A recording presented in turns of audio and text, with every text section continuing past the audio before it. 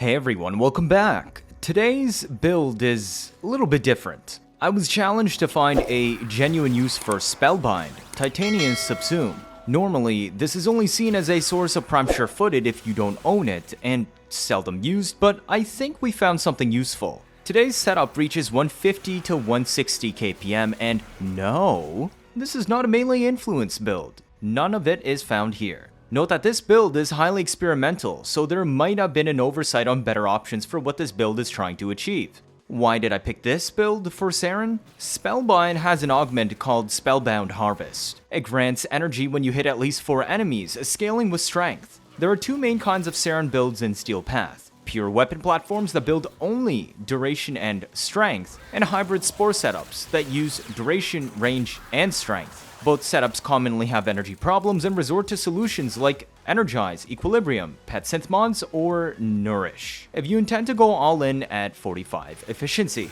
Spellbound Harvest allows me to not need a pet for energy, nor require kills like Equilibrium needs on a Saryn setup.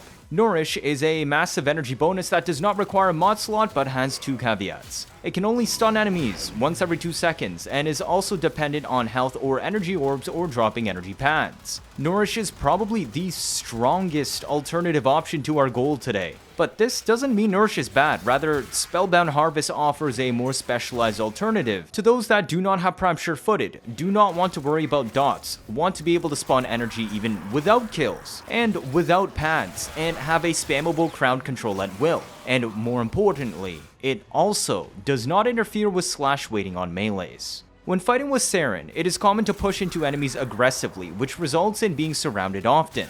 This makes her much more susceptible to broken shields, but also in enemy-dense areas. This is perfect for Spellbind because it requires higher enemy density to shine. It functions as our energy economy, our shield gate reset, our crowd control, our instant status cleanse, as well as status immunity. Basically, what Blazing Pillage is for Hildren. I'm using inverted Spellbind setting, which makes it always self-cast on tap instead of hold. Because we're building a hybrid spore Saryn, we already use sky-high range, which is perfect for Spellbind, to maximize our odds of tagging at least 4 enemies to activate its augment, which scales with strength, another stat Saryn always builds for. The 13.25 meter radius goes through walls, encompassing a massive area. You will often have near full or full energy, since this ability doubles as your survivability tool on today's shield gate build. This means no need for Energize, Steadfast, Flow, Equilibrium, Zeneric, or Nourish. It also easily keeps up with the energy needed to cast Miasma, since we're subsuming Spellbind over Saryn's Molt instead. But you might say, why would you do this since regenerative Molt exists? How is this an improvement? Simple. Instead of just status cleanse, we now have status immunity. No knockdowns, no annoying heat dodges as we get ragdolled or pushed back and unable to cast. Molt crowd control also is not as aggressive as Spellbind, can be destroyed, and also does not regenerate energy like Spellbound Harvest. The playstyle is no different than a standard spore Saryn, requiring you to occasionally cast Miasma to turn all spores into primary spores, since otherwise enemies you did not hit that die with spores only spread from targets you actually hit will not spread their secondary spores on death. Occasional Miasma casts ensure spores can continue to spread consistently so long as you keep hitting enemies. Whenever your shields drop, cast Spellbind. Whenever you're in a massive group of enemies you think poses a threat, cast Spellbind. If you think you haven't casted it in a while, cast Spellbind. This ensures you stay alive, still have energy, easily crowd control, and have complete status immunity. Make sure Toxic Lash is always active, since this makes every single melee hit pop spores on enemies you hit for spreading, even if the swing didn't actually connect with the spore hitbox. So let's look at her build. As a reminder, this is a shield gate Saryn, therefore expect rather hectic gameplay that is rather dependent on your reactions to survive.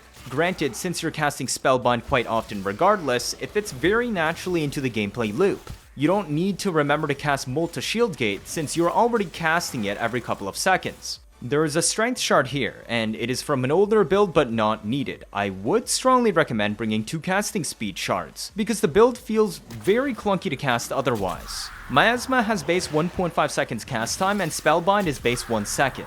If you stack it with Matarai for bonus cast speed and extra strength, even better, but this is unnecessary. 2 emerald shards are also optional for full strip corrosive, but are not required for this build to function. I want brief respite with a single auger mon today and catalyzing shields. You do not need any other augers anywhere else on your loadout, but feel free to bring them on pistols. This build by itself restores 73 shields with Spellbind out of 74, and Miasma would obviously restore all. With the shield update, gating is no longer all or nothing, and scales with percent restored. Catalyzing shield lowers our max shields by 80%, but also makes a full shield grant 1.33 seconds shield gate. Restoring 73 of 74 still grants a 1.31 seconds shield gate. Therefore, no, you don't actually need a second auger mod. Vigilante Pursuit is because we kill so much, and so widely with spores as well, that without enough radar to know where to go next, it is difficult to upkeep KPM from enemies dying everywhere. You can see we went 265 range, which gives spores a 42.4 meter spread radius when popped, as well as a 53 meter AoE on Miasma, both that go through walls. But this also grants Spellbound Harvest a 13.25 meter AoE hitbox that also goes through walls, making it extremely easy to proc the energy regen when going headfirst into enemy hordes. The status immunity buff lasts 25 seconds, which is more than enough since this also doubles as our shield gate ability, that I can guarantee you will be casting more often than once every 25 seconds. Toxic Lash lasts 70 seconds with 155 duration, so maintaining buffs is super comfy.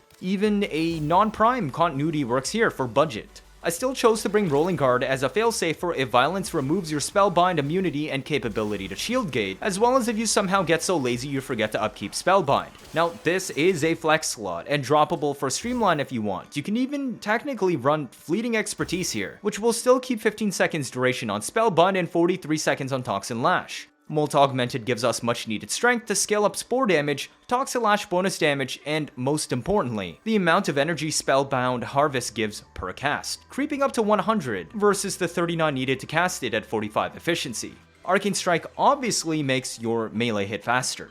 I don't care what you use for your guns, feel free to bring a primer if you want to play that way. I would recommend bringing Dexterity Arcanes though for a melee combo. Your melee today has near infinite options. The most important part is that by not using Nourish, we're still able to use slash setups as well as a high strength to not dilute our hits. You could say I could use Venom Dose and Emerald Shards, but isn't that the whole point? That I don't need Emerald Shards or Venom Dose for this to easily proc Slash and scale to 9k?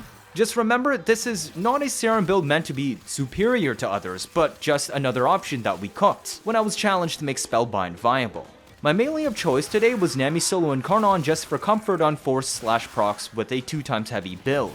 These are the perks I chose for it, reaching 150 to 160 kpm. While this was the benchmark weapon, you should still easily attain way over 100 kpm on any melee, since you also have the help of spores dealing damage through walls for you. The Incarnon mode grants extra range, base damage, sprint, and parkour speed. Today I chose melee Vortex for fun grouping instead of influence, since machetes hit multiple times on their spinny heavy attack, while preserving full movement freedom. This makes it extremely easy to proc magnetic while still retaining a force proc slash in part of their kits. 45% of the enemies killed will proc the suck, since Nami will put magnetic on everything. Nami solo also has 1.0 follow through for 0% damage loss with the right perk per enemy when wielded in full melee mode by holding the weapon swap button.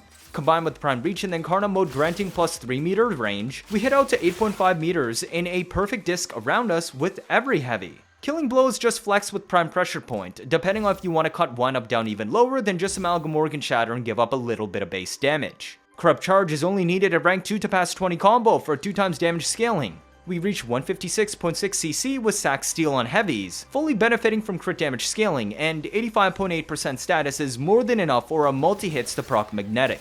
Prime Smite double dips our force bleeds for 2.4 times more damage, and remember to build to 100 combo to activate Incarnon mode every 3 minutes to get that juicy plus 3 meter range hitbox. Your companion has a lot of flex. I chose Diriga to spread viral in case for some reason something doesn't die when it's near me. The one thing is, do not bring Mystic Bond, it still activates constantly from Marcoil, and will prevent your Spellbound from restoring shields on cast, failing your shield gate and getting you killed. Animal Instinct is strongly recommended due to the kill box of spores. Manifold Bond can easily activate Scar Coil spam, which carries elements from our Sentinel weapon today, which I chose Hellstrom. With this build, Viral Radiation with the new Whispers in the Wall mod, and Heat. Synth Deconstruct can spawn extra health orbs as needed via Arcoil spam, otherwise you may want to consider using Magus Elevate or Lifesteal or Healing Return on your melee. Guardian also gives us another shield gate reset if Spellbind spam wasn't already enough. And Reinforced Bond can be used to keep your Sentinel alive with holster reload tech if you're using a primer plus melee setup.